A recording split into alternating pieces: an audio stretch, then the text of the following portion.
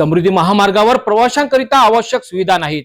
ग्रामीण भागातील बस सेवा अपुरी आहेत आणि शेतकऱ्यांना वीज जोडणीकरिता अडचणी येत आहेत।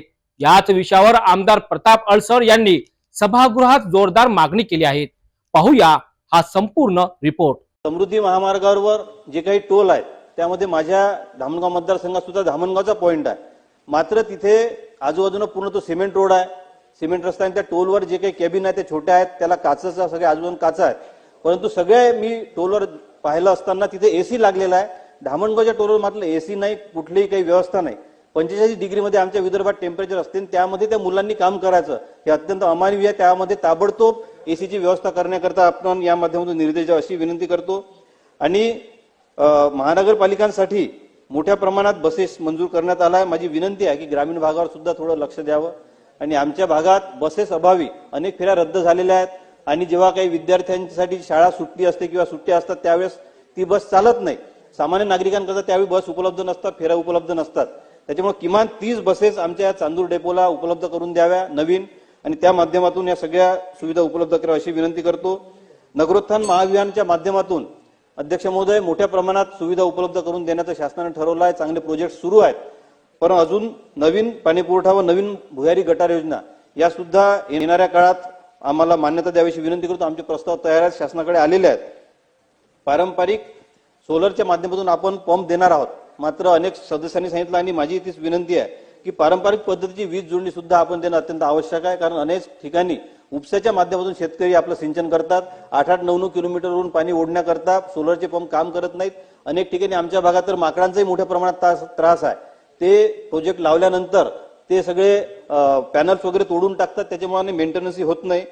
ते आपण करावं। लवकरात लवकर आपण दिवसा वीज उपलब्ध करून देण्याकरता शासन प्रयत्नरत आहे, ते सुद्धा लवकरात लवकर करावं अशी विनंती करतो।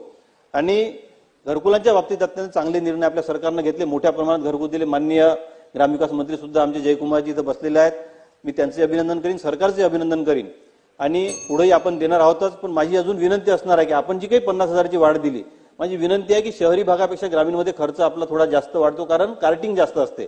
शहरात तिथल्या तिथं सगळा माल मिळतो, सिमेंट असेल, रेती असेल किंवा लोहा असेल, ह्या सगळ्या गोष्टी कार्टिंग करून ग्रामीण भागात न्याव्या लागतात आणि अधिकचा खर्च करावा लागतो। त्याच्यामुळे किमान शहरी भागाला जेवढं देतो तेवढं आपण पुन्हा त्यामध्ये वाढ करावी अशी विनंती करतो। आपण जी वाढ दिली त्याबद्दल निश्चितपणे अभिनंदन करतोच। आणि रेतीच्या बाबतीत माननीय महसूल मंत्री आमचे पालकमंत्री आहेत, त्यांनी त्या दिवशी घोषणा केली आहे, तर त्या गावाच्या बाबतीत घरकुलांच्या ग्रामीण भागामध्ये नाले असतात, नद्या असतात, तिथून ग्रामीण भागातील जे काही घरकुलाचे पात्र लाभार्थी आहेत त्यांना रॉयल्टीच्या माध्यमातून फ्री रॉयल्टी देऊन त्या नदी नाल्यातून त्यांना रेती उपसा करून देण्याची परवानगी आपण द्यावी। त्यांना त्याकरता 4-5 तासाचा अवधी जर रॉयल्टीमध्ये दिला तर त्यामध्ये काळाबाजारी होणार नाही आणि त्या माध्यमातून सन्माननीय सदस्य उपलब्ध त्यांना होऊ शकेल। अमोल खताळ। अध्यक्ष महोदय, अनेक विषय आहेत, परंतु महत्वाचा विषय अध्यक्ष महोदय 1-2 मिनिटात कन्क्लूड करतो। आयुर्वेदाच्या बाबतीत आपल्या सरकारनं एक चांगलं काम केलं आहे। सगळ्या उपचार पद्धतीच्या माध्यमातून 40 लाखांपेक्षा अधिक नागरिकांची तपासणी करण्यात आली आहे, परंतु तपासणीपेक्षाही निरोगी आयुष्य कसं असेल त्याकरिता आपण प्रयत्न केले पाहिजे। आणि माझी विनंती आहे की लहानपणापासून जर ते संस्कार असले, आपली आहार पद्धती कशी असली पाहिजे, आचरण कसं असलं पाहिजे, दिनचर्या कशी असली पाहिजे, कारण 9 वर्षाच्या मुलांना डायबिटीस होऊन राहिल्या आहे, डोळ्यांचे आजार होऊन राहिले आहेत, 12-12 वर्षाची मुलं हार्ट अटॅकने मरून राहिले आहेत। त्याच्यामुळं आहार पद्धती, दिनचर्या कशी असली पाहिजे आपल्या शास्त्रात सगळं सांगितलेलं आहे। त्या पद्धतीनं जर आपण ते सगळं आचरण ठेवलं तर निश्चितपणे हे दूर होईल आणि आपण निरोगी राहू शकू।